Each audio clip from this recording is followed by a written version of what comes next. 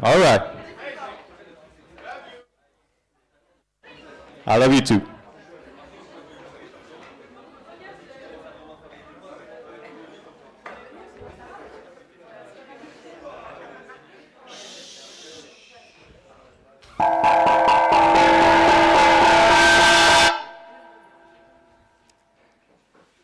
Esprit séché par le manque de retrouvailles, chaque brise qui défend mes boucles me ramène au champ de coquelicots que je vois partout.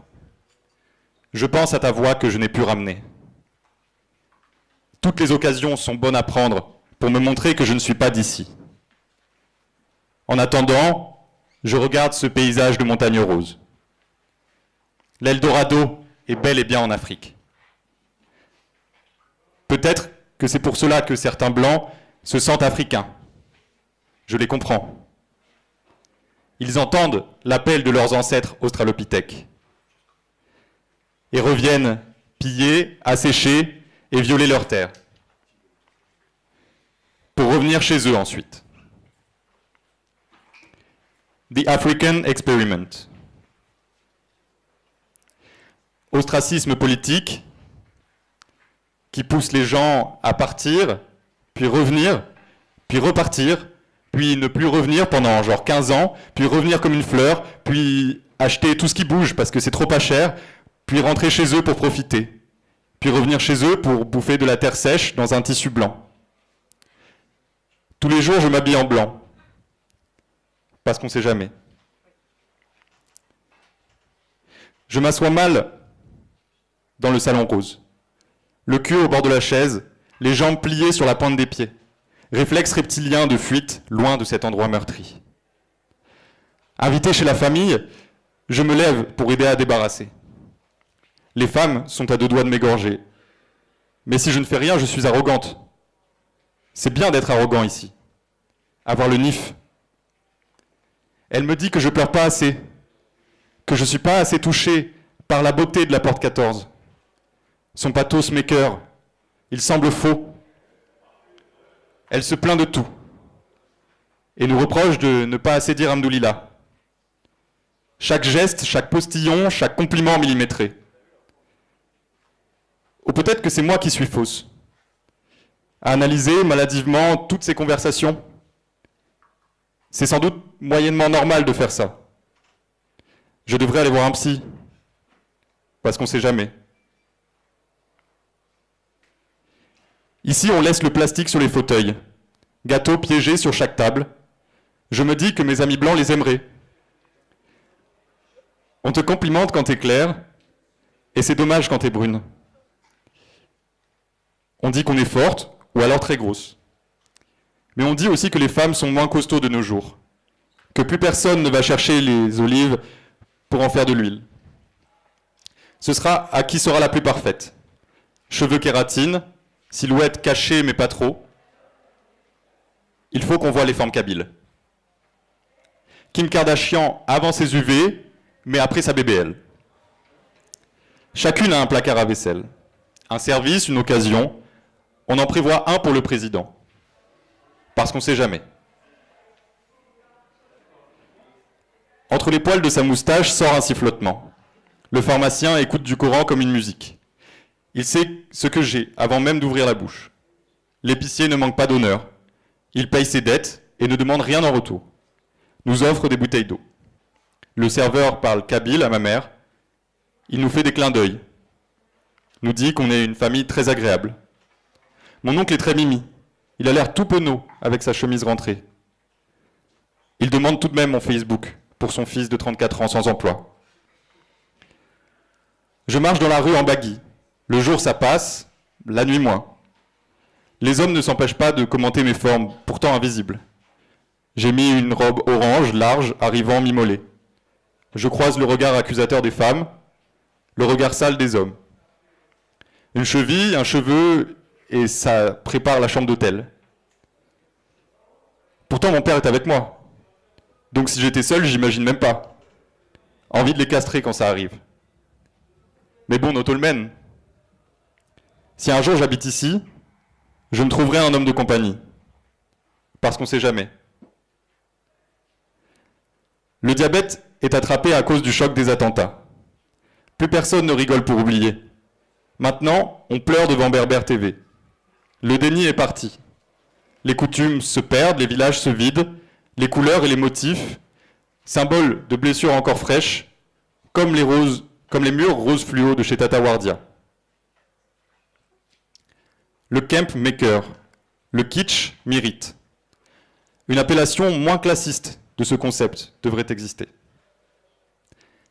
Néo-orientalisme def. Phénomène néfaste possédant toutes les personnes blanches en manque de street cred. On voit des choses urbaines, des choses bling-bling. On les achète au moins offrant. On les porte pour montrer aux copains que nous aussi on a du swag. Malheureusement, on ne peut rien y faire. C'est les effets secondaires de la mondialisation. Une esthétique est créée par une ethnie. On prend ce qu'on aime, on jette le côté symbolique. On peut appeler ça du recyclage ou du vol, au choix. Mais ici, c'est de l'authentique.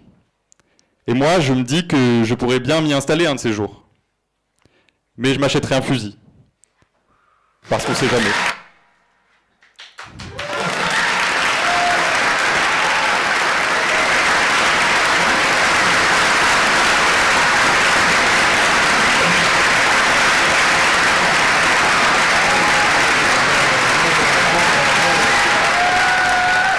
Thank you so much, Paul. Up next, Ferial.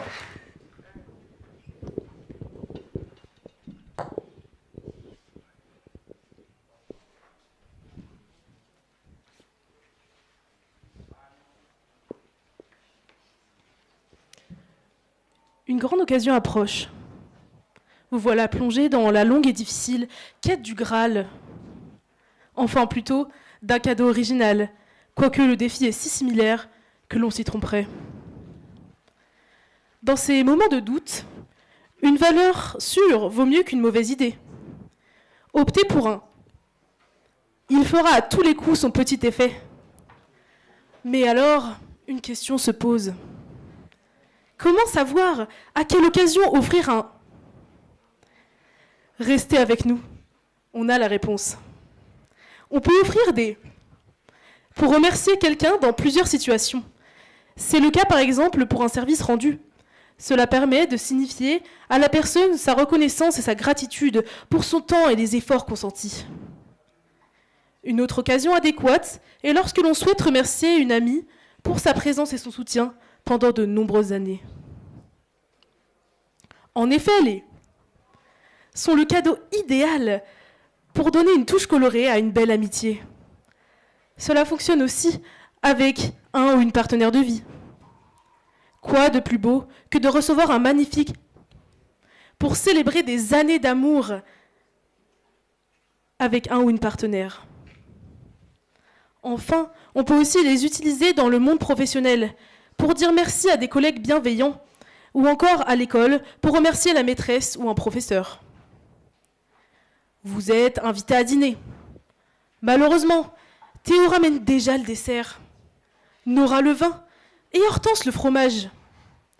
Il ne vous reste alors plus qu'à vous faire livrer à votre hôte l'événement central de la soirée. Pour saluer votre surprise, votre sera à tous les coups placé au centre de toutes les attentions. Gardez cette idée bien en tête. Pour le prochain réveillon, offrez un. Pour Noël, et vous serez le convive rêvé.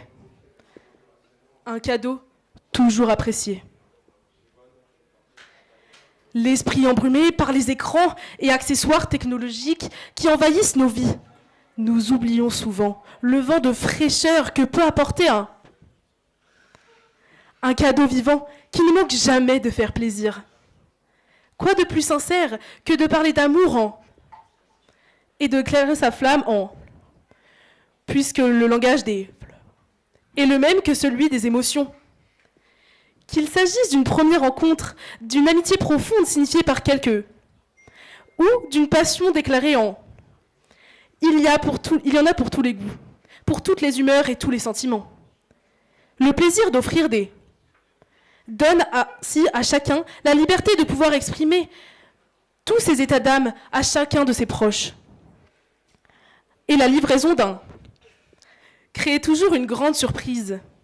C'est un acte d'amour que vous témoignez en offrant aux gens qui vous sont chers. Et la livraison... les combinaisons possibles sont innombrables. Pour être sûr de ne pas commettre d'impair dans la composition du... Il est préférable de faire confiance à des professionnels. 1. Membre de la communauté pourra vous aider à choisir les plus belles et les livrer en votre nom au destinataire de votre choix. Pour fêter un grand ou petit événement, la livraison à domicile est une tradition intemporelle qui continue de surprendre et de faire plaisir aujourd'hui. Offrez un de saison et vous ferez à tous les coups sensation. Notre petite astuce. Prenez de l'avance. Planifiez toujours votre commande 1 ou 2 jours avant la date pour que votre surprise arrive à temps.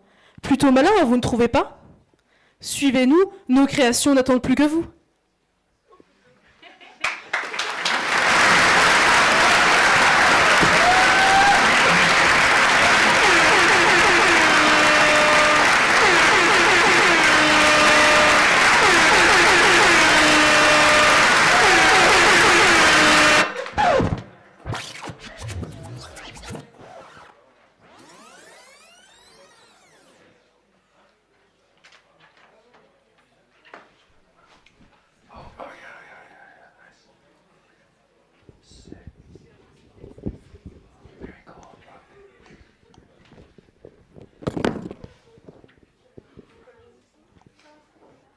À Bordeaux, le 25 avril 2022, de midi 4 à midi 28. Arrivé à Bordeaux, on sort du train très lentement. Sur le quai de Chassé-Croisé, des voyageuses montant et descendant entravent tout le monde. Une équipe de policiers sera avec nous. Je suis la foule, à la recherche d'un panneau d'affichage pour connaître le quai de mon prochain train. Arrivé à l'entrée de la gare, j'en trouve un qui m'a dit d'aller voie 11, et donc de rebrousser chemin. Une fois sur la voie, je reste un peu au soleil, en profitant du mouvement des trains, arrivant, partant, calmement. Dans cette gare, le tram de la ville passe au-dessus des rails de la SNCF. Il y en a un toutes les 2 minutes environ à cette heure-là. Je prends une vidéo du spectacle pour Flavie, connaissant son amour des trains. Je stagne là quelques minutes, en face de la porte de ma voiture, puis vais m'asseoir à ma place. Nous partons à l'heure.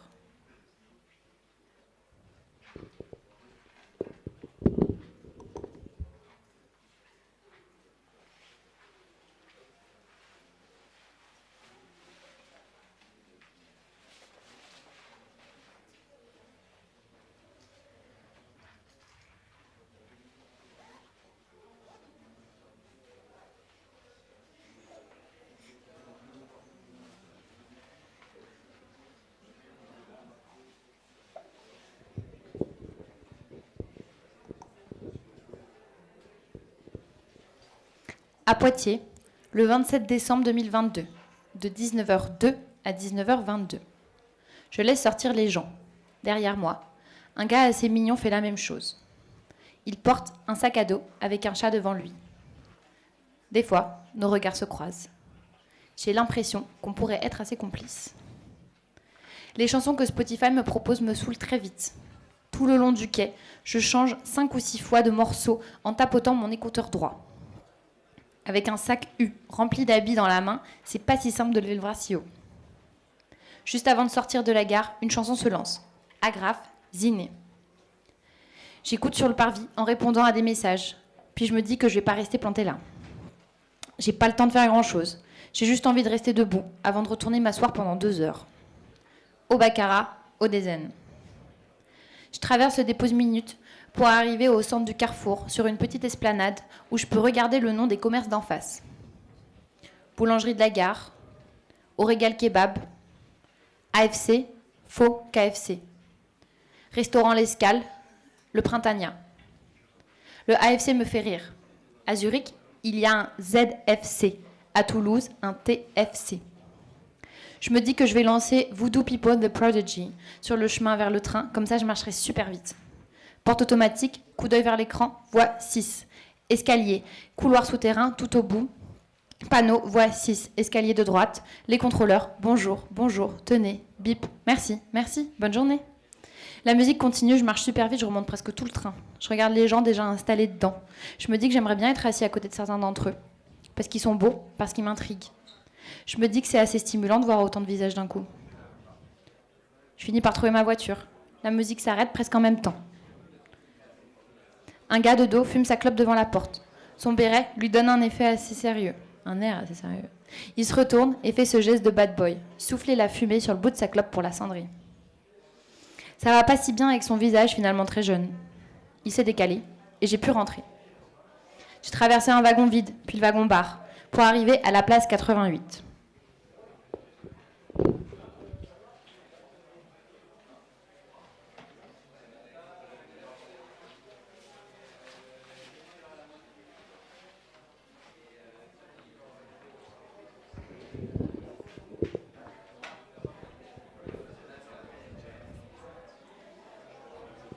Déjà assis en face de moi, il y a le gars à côté de qui j'étais dans le train d'avant.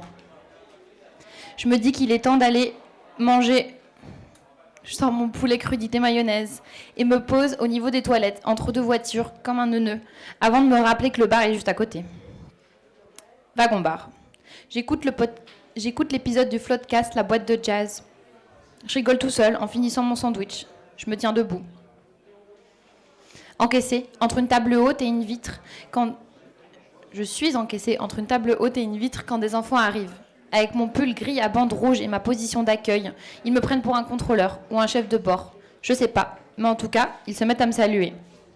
Je mets un peu de temps à comprendre, puis je rentre dans le perso. Je les salue, les uns après les autres. 5, 10, 15 passent. Je suis maintenant agent de la SNCF.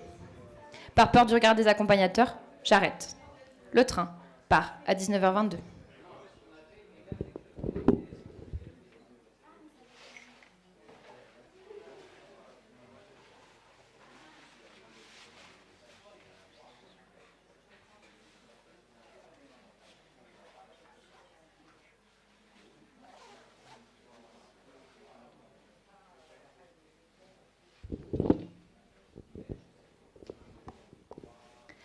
À Sargans, Autriche, le 30 avril 2023, de 14h23 à 14h25. On sort tranquillement du train avec Clarisse. On pense avoir 30 minutes de correspondance. Mais un train entre en gare sur le quai face à celui de notre arrivée. Et tous les gens descendus y montent. Il va bien à Zurich, mais on a peur qu'avec nos billets, on se fasse emmerder. Je sors mon tel pour essayer de savoir si c'est le bon train. Je trouve pas les infos. Clarisse sort son tel. Les portes sonnent, la contrôleuse nous regarde, on est les dernières sur le quai. Je crois me souvenir que c'est le même horaire d'arrivée que celui de nos billets et je dis à Clarisse de monter. Elle demande à l'agente si c'est le bon train. Elle nous demande où on va, on lui dit Zurich, elle nous dit monter. On monte. La porte se referme derrière nous, elle nous demande nos billets. On stresse un peu, pas sûr d'avoir payé assez cher pour d'aussi beaux wagons. Elle sort sa machine, scanne le QR code, regarde son écran. Danke. Premier soulagement. Elle scanne le mien, regarde son écran et me remercie. Finalement, tout va bien. Le train part à 14h25.